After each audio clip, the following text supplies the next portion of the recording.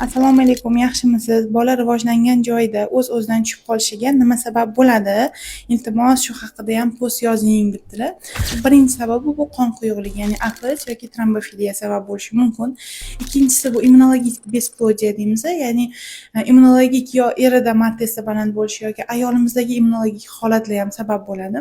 Uchinchisi kam uchraydi, lekin ko'proq qarindoshli nigohlarda, oilada nogiron farzandi bor yoki hech qanaqa sababsiz ham ba'zan genlar mutatsiyasi hisobiga genetik nuqtai nazardan nosog'lom farzand bo'lsa ham rivojlanayotgan joyda kichik muddatlarda tushish ehtimoli bo'ladi. To'rtinchi sababi bu bachadon ichki shilliq qavatidagi o'zgarishlar yoki yallig'lanish faktorlari, xronik endometrit deymiz, ya'ni surunkali endometrit holati.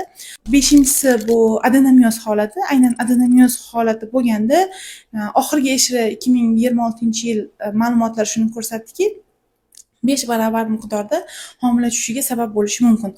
Oltinchi sababi bachadon ichki shilliq qavatidagi yoki bachadondagi o'zgarishlar yoki tug'ma to'siqlar. Ikki shoxli bachadon bo'lishlikligi yoki bachadon to'siqni bo'lishligi 30-40% holatda homila o'smay qolishiga yoki homila tushishiga sabab bo'lishi mumkin.